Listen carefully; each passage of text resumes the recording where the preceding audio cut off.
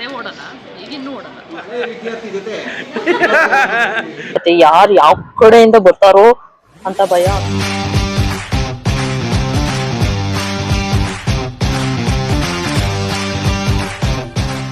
S, ಹಬ್ಬ ಎಲ್ಲ ನಿನ್ನೆ ಮುಗಿಸಿ ಇವತ್ತು ಹೊರಗಡೆ ಹೋಗೋಣ ಅಂತ ಬಂದಿದೀವಿ. ನೋಡೋಣ ಇಲ್ಲಿ ಏನೇನ್ ಸಿಗುತ್ತೆ, ಏನೇನ್ ಎಕ್ಸ್ಪ್ಲೋರ್ ಮಾಡ್ತೀವಿ ಅಂತ. ಬನ್ನಿ. ಶಾಪಿಂಗಿಗೆ ಅಂತ ಬಂದಿದ್ವಿ. ಸಿಕ್ಕಾಪಟ್ಟೆ ಹಸ್ವಾಗ್ತಿತ್ತು. ನನ್ನ ಜೊತೆ ವಿದ್ಯಾರ್ಥಿ ಭವನದಲ್ಲಿ ದೋಸೆ ಸಾಕಷ್ಟು ಚೆನ್ನಾಗಿರುತ್ತೆ ಅಂತ ಬಂದು ನಿಂತ್ಕೊಂಡ್ರೆ ಟೋಕನ್ ತೊಗೊಂಡು ಹೋಗ್ಬೇಕು. ನಮ್ಮದು ಇವಾಗ ಹೋಗ್ತಿರೋದು D9, ನಮ್ದು 37 ಹಾಫ್ ಆಗುತ್ತೆ. ಕಾಯೋಕ್ಕಾಗಲ್ಲ, ಅಷ್ಟು ಚೆನ್ನಾಗಿ ಅಂತ ಎಕ್ಸ್ಪೀರಿಯನ್ಸ್ ಮಾಡೋಣ ಅಂತ ಬಂದಿದ್ದೀವಿ. ಟೋಕನ್ ನಂಬರ್ ಹೋಗ್ತಾ ಇದ್ದಿದ್ದು D2, ಇನ್ನು ನಮ್ದು D37. ಸೊ ಅರ್ಧ ಗಂಟೆ ಆಗುತ್ತೆ ಅಂತ ಹೇಳಿದ್ರು. ನನ್ನ ಹಸ್ಬೆಂಡ್ ಮತ್ತೆ ನನ್ನ ಭಾವ ಗಾಡಿ ಪಾರ್ಕ್ ಮಾಡಕ್ ಹೋಗಿರೋರು ಎಷ್ಟೊತ್ತಾದ್ರೂ ಬರ್ಲೇ ಇಲ್ಲ. ಅವ್ರಿಗೆ ಅದೆಲ್ಲಿ ಪಾರ್ಕಿಂಗ್ ಸಿಕ್ತು ಏನೋ ಅಂತ ನಾನು ಅಕ್ಕ ಏನ್ ಮಾಡಿದ್ವಿ, ನವಿರಾ ಹಠ ಮಾಡ್ತಿದ್ಲು. ಸರಿ ಹಾಗಾದ್ರೆ ಹಿಂಗೆ ಸ್ಟ್ರೀಟ್ ವಾಕ್ ಮಾಡೋಣ. ನಾನು ಗಾಂಧಿ ಬಜಾರ್ ಹೇಗಿದೆ ಏನು ಅಂತ ನೋಡಿರ್ಲಿಲ್ಲ, ಸುಮ್ನೆ ಹಾಗೆ ನೋಡ್ದಂಗ್ ಆಗತ್ತೆ ಅಂತ ನಾವ್ 3 ಜನ ಹೊರಟಿದ್ವಿ. ಬಿಕಾಸ್ ಅವಳು ಸಿಕ್ಕಾಪಟ್ಟೆ ಹಠ ಮಾಡ್ತಾ ಇದ್ಲು ರಶ್ ಇರೋದ್ರಿಂದ. ಒಂದ್ ರೌಂಡ್ ಹಾಕೊಂಡು ಸರಿ ಇನ್ ಮತ್ತೆ ಬಂದ್ರೆ ಅವ್ರಿಗೆ ಹೇಳಿರ್ಲಿಲ್ವಲ್ಲ, ಮತ್ತೆ ನನ್ನ ಹಸ್ಬೆಂಡ್ ಮತ್ತೆ ಭಾವ ಹುಡುಕ್ತಾರೆ ಅಂತ ಮತ್ತೆ ವಿದ್ಯಾರ್ಥಿ ಭವನ ಹತ್ರ ಬಂದ್ವಿ. ರಶ್ ಇನ್ನೂ ಕಮ್ಮಿ ಆಗಿರ್ಲಿಲ್ಲ. ನಮ್ ಟೋಕನ್ ಮತ್ತೆ ಬರೋದಕ್ಕೆ ಇನ್ನೂ ಟೈಮ್ ಇತ್ತು. ಇನ್ನು ನಮ್ ಟೋಕನ್ ಬರ್ತಲೇ ಇರೋ ಕಾರಣ ನನ್ನ ಹಸ್ಬೆಂಡು ಭಾವ ಬಂದಿದ್ರಲ್ಲ, ಸೊ ಹಿಂದೆನೆ ಒಂದು ಮೊಬೈಲ್ ಶಾಪ್ ಇತ್ತು. ನನಗೂ ಕೇಸ್ ಬೇಕಿತ್ತು ಮೊಬೈಲಿಂದು. ಸೊ ಹೋಗಿ ನೋಡ್ಕೊಂಡು ಬರೋಣ ಅಂತ ಅಲ್ಲಿಗೆ ಹೋದ್ವಿ. ಬಟ್ ಅಲ್ಲಿ ನಮಗೆ ಯಾವುದೂ ಇಷ್ಟ ಆಗಲಿಲ್ಲ. ಅಷ್ಟೊತ್ತಿಗೆ ನಮ್ಮ ಭಾವ ಹನಿ ಕೇಕ್ ತೊಗೊಂಡು ಬಂದರು. ಅದರಲ್ಲೂ ನನ್ನ ಹಸ್ಬೆಂಡು ಆ ಮೂಮೆಂಟಲ್ಲೂ ಕಾಲು ಎಳಿಬೇಕು ನಂದು. ಹನಿ ಕೇಕ್ ನೋಡಿ ಅವ್ರು ಹೇಗೆ ಕಾಲು ಎಳಿತಾರೆ. ನೀನು ಹನಿ ಅಲ್ವಾ?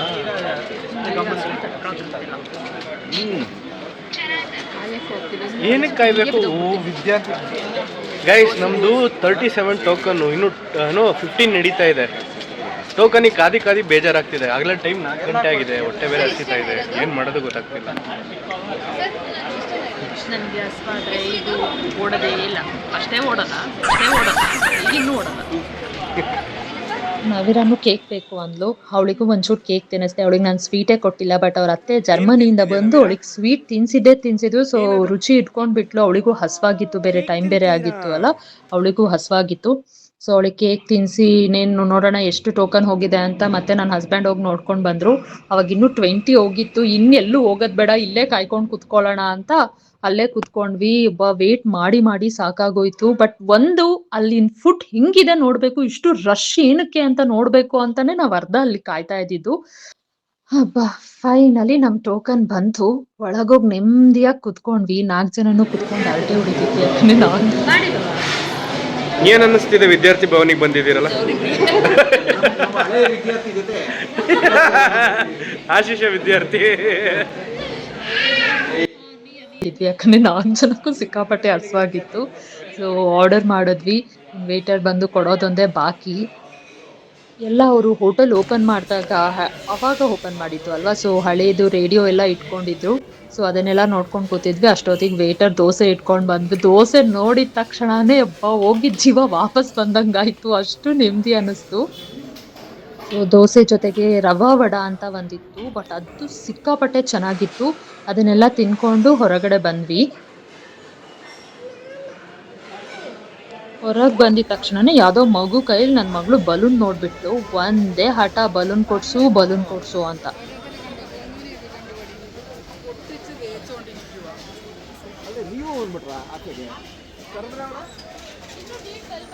ನನ್ನ ಹಸ್ಬೆಂಡ್ ಮತ್ತೆ ಭಾವ ಪಾರ್ಕ್ ಮಾಡಿದ್ರು ಅಲ್ಲ, ಗಾಡಿ ತರೋದಕ್ಕೆ ಹೋದ್ರು. ನಾವು ಎಂಥ ಕಾಂಪ್ಲಿಕೇಟೆಡ್ ಜಾಗದಲ್ಲಿ ಪಾರ್ಕಿಂಗ್ ಮಾಡಿದ್ವಿ ಅಂದರೆ, ನಾವು ಫಸ್ಟು BBMP ಪಾರ್ಕಿಂಗ್ ಎಲ್ಲ ಚೆನ್ನಾಗಿರುತ್ತೆ ಅಂತ ನಿಲ್ಲಿಸ್ಬೇಕಾದ್ರೆ ಹೋದರೆ ಎಂಟ್ರಿ ಆಗ್ತಿದ್ದೀವಿ. ಈ ಕರ್ವಲ್ಲಿ ಚಿಕ್ಕ ಕರ್ವು, ಈ ಕಡೆ ನೋಡಿದ್ರೆ ಮುಂದೆ ಕಾರನೆಲ್ಲ ಖರ್ಚೋಗಿದೆ. ನಾನಾದರೂ ವೀಡಿಯೋ ಮಾಡೋಕ್ಕಾಗಿಲ್ಲ. ಹೆಂಗೋ ಹರಸಾಹಸ ಪಟ್ಟು ನಾನು ನಮ್ಮ ಭಾವ ಹೆಂಗೋ ಹೋಗಿ ನಿಲ್ಲಿಸ್ಬಿಟ್ಟು ಹೋದ್ವಿ. ದೋಸೆ ತಿನ್ನೋಣ, ಹಸು ಬೇರೆ ಆಗಿತ್ತಲ್ಲ ಅಂತ. ತೆಗಿಬೇಕಾದ್ರೆ ಹೋಗ್ತಿದ್ದೀವಿ, ಎಷ್ಟು ದೂರ ಇದೆ ಅಂದರೆ ನಡೆದು ಸಾಕಾಗೋಯ್ತು. ಈ ಲಿಫ್ಟ್ ಬೇರೆ, ಜನ ಬೇರೆ, ಕ್ಯೂ ಅಲ್ಲಿ ನಿಂತು ಹೆಂಗೋ ಲಿಫ್ಟ್ ಓಪನ್ ಆಯಿತು, ಹೋದ್ವಿ. ಒಂಚೂರು ಪಾರ್ಕಿಂಗ್ ರೋಡ್ ಅಗಲ ಮಾಡಿದ್ರೆ ಏನಾಗುತ್ತೆ? ಎಷ್ಟು ಟೈಮ್ ತಗೊಂತು ಅಂದರೆ ನಾವೇನು ಲಿಟ್ರಲಿ ಒಂದು ಅರ್ಧ ಗಂಟೆ ಬರೀ ಪಾರ್ಕ್ ಮಾಡೋಕ್ಕೆ. ಯಾಕೆಂದರೆ ಮುಂದೆ ಕರು ಅಷ್ಟು ಚಿಕ್ಕ ನ್ಯಾರೋ ರೋಡಲ್ಲ, ಹಿಂದೆ ಹೋಗೋದು ಮುಂದೆ ಬರೋದು. ನನಗೋ ಕಾರ್ ಎಲ್ಲಿ ತಾಗ್ಬಿಡುತ್ತೆ, ಎಲ್ಲಿ ತರ್ಚೋಗುತ್ತೆ ಅನ್ನೋ ಟೆನ್ಷನ್ನು. ಅಂತೂ ಇಂತೂ ಸರ್ಕಸ್ ಮಾಡಿ ಹೆಂಗೋ ನಿಲ್ಸೋಗಿದ್ವಿ. ಈಸಿ ಇದೆ ಅನ್ಕೊಂತೀನಿ, ಯಾಕೆಂದರೆ ಎಕ್ಸಿಟ್ ಪಾಯಿಂಟ್ ಯಾವಾಗಲೂ ಈಸಿ ಇರುತ್ತೆ. ಈ ಪಾರ್ಕಿಂಗ್ ಸಿಕ್ಕಿದೆ ಗ್ರೇಟು, ಬಟ್ ಇಂಥ ಟಫ್ ಡಿಫಿಕಲ್ಟ್ ಪಾರ್ಕಿಂಗ್ ಸಿಗುತ್ತೆ ಅನ್ಕೊಂಡಿರ್ಲಿಲ್ಲ. ಸೊ ಎಲ್ಲರೂ ವೆಯ್ಟ್ ಮಾಡ್ತಿದ್ದಾರೆ, ಆದಷ್ಟು ಬೇಗ ಕಾರ್ ತಗೊಂಡು ಹೋಗೋಣ ಬನ್ನಿ. ಸೊ ಕಾರ್ ತಗೊಂಡ್ ಬಂದ್ರು ಪಾರ್ಕಿಂಗ್ ಇಂದ. ಇನ್ನೇನ ಅಪಾರ್ಟ್ಮೆಂಟಿಗೆ ರೀಚ್ ಆದ್ವಿ. ಏನ್ ಮಗ್ಲೆ ಅದು ಆಟ ಆಡ್ತಿರೋದ್ ನೀನು? ಅಕ್ಕ ಬಾವ ಅವ್ರ ಫ್ರೆಂಡ್ಸ್ ನ ಮೀಟ್ ಮಾಡ್ಬೇಕು ಅಂತ ಹೊರಗಡೆ ಹೋದ್ರು. ನಾವು ನಮ್ಮ ಆಂಟಿ ಮನೆ ಇತ್ತಲ್ಲ, ಸೊ ಅಲ್ಲಿಗೆ ಹೋಗೋಣ ಅಂತ ನಾವ್ ಅಲ್ಲಿಗೆ ಹೊರಟ್ವಿ. ಹಲೋ. ಸೊ ನಿನ್ನೆ ವಿಡಿಯೋ ಇವತ್ತು ಕಂಟಿನ್ಯೂ ಮಾಡ್ತಾ ಇದೀವಿ, ಬಿಕಾಸ್ ನಿನ್ನೆ ಶಾಪಿಂಗ್ ಹೋಗಿದ್ವಿ. ಸೊ ಅಲ್ಲಿ ತುಂಬಾ ಹೊತ್ತಾಯ್ತು. ಹಾಗೆ ವಿದ್ಯಾರ್ಥಿ ಭವನಕ್ಕೆ ಹೋಗಿದ್ವಿ ಊಟ ಮಾಡೋಣ ಅಂತ. ಸೊ ಅಲ್ಲೇ ಆಲ್ಮೋಸ್ಟ್ ನಮ್ ಟೈಮ್ ಹೋಯ್ತು. ಅದಾದ್ಮೇಲೆ ವಿಡಿಯೋ ಮಾಡ್ಲಿಕ್ಕೆ ಆಗ್ಲಿಲ್ಲ. ಸೊ ಆ ವಿಡಿಯೋ ಇವಾಗ ಕಂಟಿನ್ಯೂ ಆಗ್ತಾ ಇದೆ. ಇವಾಗ ಚಿಕ್ಕಮಂಗ್ಳೂರಿಗೆ ಹೋಗ್ತಾ ಇದೀವಿ. ಸೊ ಆಂಟಿನೂ ನಮ್ ಜೊತೆ ಬರ್ತಾ ಇದಾರೆ. ಅರಸೀಕೆರೆಯಲ್ಲಿ ಪೂಜೆ ಇರೋದ್ರಿಂದ ಅವ್ರನ್ನ ನಾವು ಅರಸೀಕೆರೆಯಲ್ಲಿ ಡ್ರಾಪ್ ಮಾಡಿ ಆಮೇಲೆ ನಾವು ಚಿಕ್ಕಮಂಗ್ಳೂರಿಗೆ ಹೋಗ್ತೀವಿ. ನನ್ ಮಗಳಿಗೆ ನಿನ್ನೆ ಅವ್ರ ಅತ್ತೆ ಮನೇಲಿ ಬೀನ್ ಬ್ಯಾಗ್ ನೋಡ್ ಇಷ್ಟ ಆಗ್ಬಿಟ್ಟಿದೆ. ಸೊ ಅವ್ರ ತಾತ ಅವಳಿಗೆ ಬೀನ್ ಬ್ಯಾಗ್ ಕೊಡ್ಸೋದಿಕ್ಕೆ ಅಂತ ಕೊಡ್ಸ್ಲೇಬೇಕು ಅಂತ ಅನ್ಕೊಂಡ್ ಹೊರಟಿದೀವಿ. ಸೊ ಒಂದ್ ಲೊಕೇಶನ್ ಹಾಕಿದೀವಿ, ಅಲ್ಲಿ ನೋಡೋಣ ಸಿಗೋದಿಲ್ವಾ ಅಂತ. ಸಿಕ್ಕಿದ್ರೆ ತಗೊಂಡು ಹೋಗೋದು ಚಿಕ್ಕಮಂಗ್ಳೂರಿಗೆ. ನೋಡಿ ನನ್ ಹಸ್ಬೆಂಡ್ ಗಾಡಿ ಓಡಿಸ್ತಿದ್ದಾರೆ. ಬೆಂಗಳೂರಲ್ಲಿ ಗಾಡಿ ಓಡಿಸೋದು ಅಂತ ಅಂದ್ರೆ ಒಂದು 2 ಕಣ್ಣು 2 ಕಿವಿ ಸಾಕಾಗದೇ ಇಲ್ಲ ಅವನಿಗೆ. ಫುಲ್ ಕಾನ್ಸಂಟ್ರೇಷನ್ ಎಲ್ಲ ಅಲ್ಲೇ ಇರುತ್ತೆ. ಯಾರು ಯಾವ ಕಡೆಯಿಂದ ಬರ್ತಾರೋ ಅಂತ ಭಯ. ಅಷ್ಟು ಪ್ರೀತಿ ಈ ಗಾಡಿ ಅಂದ್ರೆ. ಬಿಕಾಸ್ ಇಲ್ಲೂ ಅಷ್ಟು ಫಾಸ್ಟ್ ಆಗಿ ಹೋಗ್ತಾರೆ, ಅಷ್ಟು ವೆಹಿಕಲ್ಸ್ ಇದೆ, ಅದು ಬೇರೆ ವಿಷಯ. ಬಟ್ ನಾವು ಪಕ್ಕದಲ್ಲಿ ಕುತ್ಕೊಂಡು ನಮಗಂಗ ಅನ್ಸುತ್ತೆ. ಒಂಚೂರ್ ಆ ಕಡೆ ಈ ಕಡೆನೆ ನೋಡಲ್ಲ. ರೋಡಲ್ಲೂ ಅಡ್ಡಡ್ಡ ಬಂದಿರೋರ್ಗೆಲ್ಲ ಬೈಕೊಂಡೇ ಗಾಡಿ ಓಡಿಸೋದು ಅಲ್ವಾ? ಗಾಡಿ ಹೆಂಗ್ ಬರ್ತಾರೆ ಅಂದ್ರೆ ಗೊತ್ತಿರಲ್ಲ. 10 ನಿಮಿಷ ನಿಧಾನ ಹೋದ್ರು ಪರಲ್ಲ, ಆ ಕಡೆಯಿಂದ ಈ ಕಡೆ ಬರ್ತಾರೆ. ಈ ಗಾಡಿನೋ ಕಾಣಲ್ಲ, ಅದೇ ಕಷ್ಟ.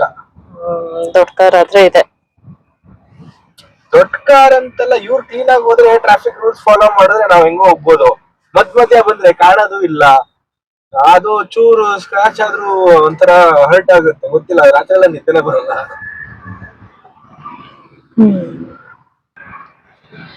ನೋಡಿ, ನಿಮ್ ಮನೇಲಿ ಯಾರಾದ್ರೂ ಕಾರ್ನ ಇಷ್ಟೊಂದ್ ಕೇರ್ ಮಾಡೋರಿದ್ರೆ ಕಮೆಂಟ್ ಮಾಡಿ ನೋಡೋಣ ಎಷ್ಟ್ ಜನ ಇಷ್ಟೊಂದ್ ಕೇರ್ ಮಾಡ್ತೀರಾ ಕಾರ್ನ ಅಂತ. ಫೈನಲಿ ಅಂಗಡಿ ರೀಚ್ ಆದ್ವಿ. ಸೊ ಒಳಗಡೆ ಬೀನ್ ಬ್ಯಾಗ್ ನೋಡೋಣ ಅಂತ ಹೋದ್ವಿ. ಕಲೆಕ್ಷನ್ ಜಾಸ್ತಿನೇ ಇತ್ತು ಬೀನ್ ಬ್ಯಾಗ್ಸ್ ಇಂದು. ಸೊ ನಮಗೆ ಯಾವ್ದು ಬೇಕೋ ಅದ್ರಲ್ಲಿ ಕುತ್ಕೊಂಡು ಟ್ರಯಲ್ ನೋಡಿದ್ವಿ.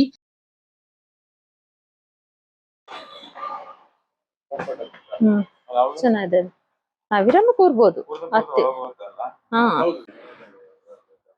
ನಂಗಿದೆ ಅನ್ಸ್ತಿದೆ. ಒಂದೆರಡು ಸೆಲೆಕ್ಟ್ ಮಾಡಿದ್ವಿ. ಸೊ ಆಬ್ವಿಯಸ್ಲಿ ನನ್ ಮಾವ ಬಾರ್ಗೇನ್ ಮಾಡ್ತಾ ಇದ್ರು. ಸೊ ಎಲ್ಲಾ ಆಗಿ ಫೈನಲ್ ಒಂದನ್ನ ತಗೊಂಡ್ಬಿಟ್ಟು ಹೇಗೋ ಕಷ್ಟಪಟ್ಟು ಟಿಕ್ಕಿಯಲ್ಲಿ ಹಾಕೊಂಡು ಅಲ್ಲಿಂದ ಹೊರಟ್ವಿ.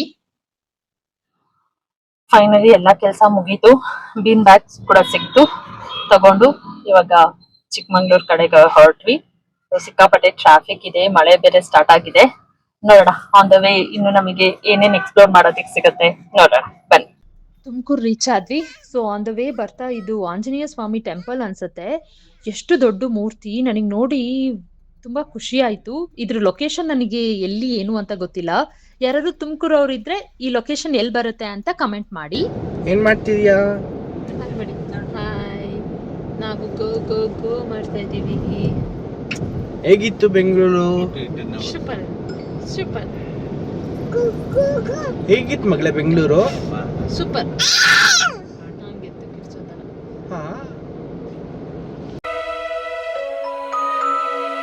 ಈ ಸಂಜೆಗೆ ಜಾರುತ್ತಿದೆ, ಸದ್ದಿಲ್ಲದಂತೆ ಸಾಗುತ್ತಿದೆ, ಬೆಳಕ ಸೆರೆಯ ತೊರೆದು.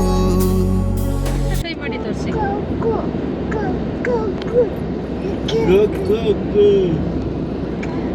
ಹೆಂಗಪ್ಪ ಗೋ ಮಾಡೋದು? ಹೇಳು ಪಪ್ಪಂಗೆ ಗೋ ಅಂತ. ಓನತ್ತಮ್ಮ ನನ್ನ ನಮಗೆ ಒಬ್ಬು ಅಂತ. ಓಕೆ, ಏನ್ ನಾಟಕ. ಈ ಸಂಜೆಗೆ ಜಾರುತ್ತಿದೆ, ಅರಸೀಕೆರೆಗೆ ಹೋಗ್ತಾ ಇದೀವಿ. ಶಿವಮೊಗ್ಗ ಹೈವೇ. ಎಲ್ಲೂ ನಮಗೊಂದೊಳ್ಳೆ ಹೋಟ್ಲೆ ಸಿಗ್ತಿಲ್ಲ. ಎಲ್ಲರಿಗೂ ಸಿಕ್ಕಾಪಟ್ಟೆ ಹಸ್ವಾಗ್ತಿದೆ.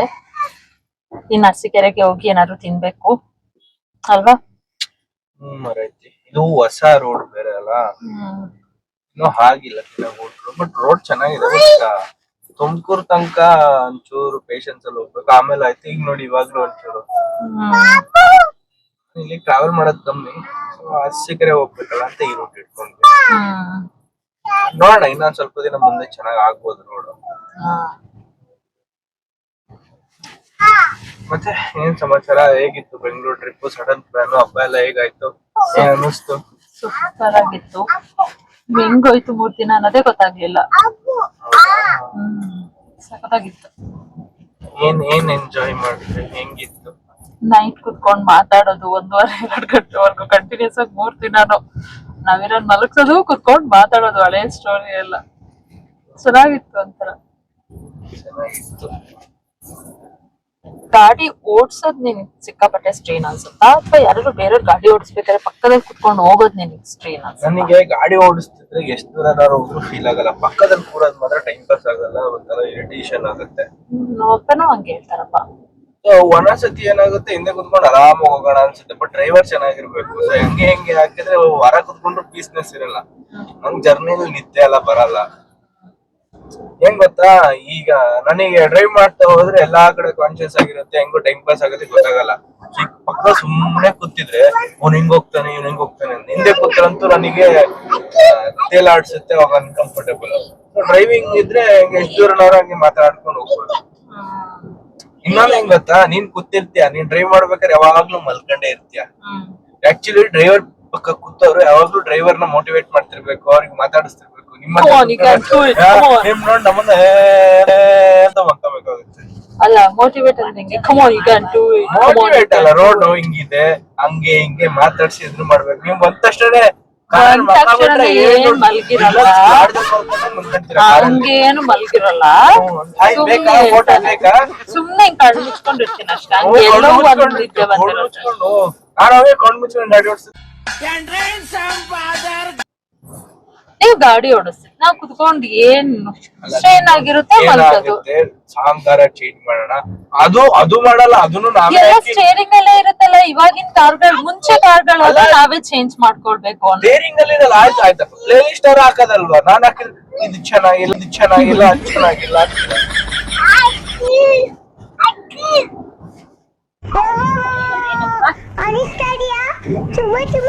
ಅಷ್ಟೇ ನಾ ಮುಗಿತಾ ಏನು ಮಾತು? ಅಲ್ಲ ಅಷ್ಟೇ, ಇನ್ನೇನು ದಿನ ಮಾತಾಡ್ಕೊಂಡು ಮುಂದೆ ಯಾರು ಬಂದ್ರೆ ಮಾತಾಡು. ಇವಾಗ ಈಗ ತಾನೇ ಹೇಳ್ದೆ ಸುಮ್ನೆ ಕೂತಿರ್ತೀಯ, ನಿದ್ದೆ ಮಾಡ್ತೀಯ ಅಂತ. ಇವಾಗ ಮಾತಾಡೋ ಟಾರ್ಗೆಟ್ ಮಾಡ್ಕೊಂಡು ಮಾತಾಡೋ, ಸ್ನೈಪರ್ ಇಟ್ಕೊಂಡ್ ಬರಲ್ಲ. ಮಾತಾಡೋ ಮಾತಾಡ್ತಿದ್ದ ಅವಳು ಮಾತಾಡ್ತಾನೆ ಇರ್ತಾಳೆ. ಇವತ್ತು ಫುಲ್ ನಿದ್ದೆನೆ ಮಾಡಿಲ್ಲ ಅವಳು.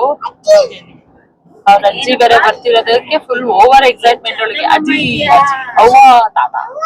ಸೊ ವೀಕೆಂಡ್ ಎಲ್ಲ ಮುಗೀತು, ನಾಳೆಯಿಂದ ಕೆಲ್ಸ ಮಾಡ್ಬೇಕು ಗೈಸ್. ಮೋಸ್ಟ್ಲಿ ಇದು ನೀವು ನಾಳೆ ನಾಡಿದ್ರಲ್ಲಿ ನೋಡ್ತೀರಾ. ನಮ್ದು ಇವತ್ತು ಸಂಡೇ ವಿಡಿಯೋ ಮಾಡ್ತಿರೋದು. ಸೊ ನಾವು ನಾಳೆ ಇವಾಗ ಹೋಗಿ ಊಟ ಬೇರೆ ಮಾಡ್ಕೊಂಡು ಹೋಗ್ಬೇಕು. ಮೇ ಬಿ 10 ಆಗುತ್ತಲ್ಲ ಚಿಕ್ಕಮಂಗ್ಳೂರ್ ರೀಚ್ ಆಗ್ಬೇಕಾದ್ರೆ. 9:30 10 ಆದ್ರೆ ಊಟ ಗಿಟ್ಟ ಎಲ್ಲ ಮಾಡ್ಕೊಂಡು ಮನೆಗೆ ಹೋಗಿ ಅಡಿಗೆ ಮಾಡ್ತೀಯಾ, ಚಪಾತಿ ಅರಿತೀಯಾ? ನೈಟ್ ಮನೆಗೆ ಬಂದ್ಮೇಲೆ ನನ್ನ ಮಗಳಿಂದ ಆಟ ಸ್ಟಾರ್ಟ್ ಆಯ್ತು. ಜಾಸ್ತಿ ವಿಡಿಯೋಸ್ ಮಾಡ್ಲಿಕ್ಕೆ ಆಗ್ಲಿಲ್ಲ. ಅವಳಿಗೆ ಸ್ಟ್ರೈನ್ ಆಗಿಲ್ಲ, ನಮಗೆಲ್ಲ ಸ್ಟ್ರೈನ್ ಆಗಿತ್ತಲ್ಲ, ಸೊ ಜಾಸ್ತಿ ವಿಡಿಯೋ ಮಾಡಕ್ ಆಗಿಲ್ಲ.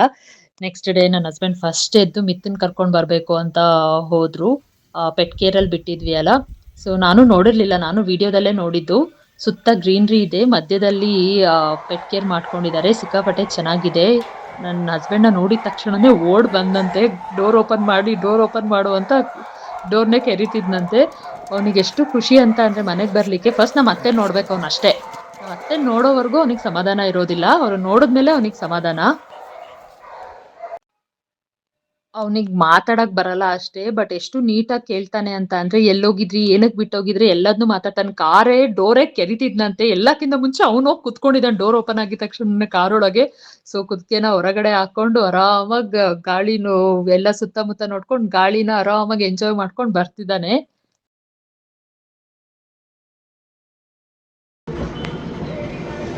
ನೋಡಿ ಫ್ರೆಂಡ್ಸ್ ಹೆಂಗ್ ನೋಡ್ತಾವನೆ. ಅವನಿಗೆ ಕಾರೊಳಗೆ ಕೂರೋದಂದ್ರೆ ಇಷ್ಟ, ಕಾರಿಂದ ಹೊರಗೆ ತಲೆ ಹಾಕ್ಬಿಟ್ಟು ನೋಡೋದಂತ ಭಾರಿ ಇಷ್ಟ.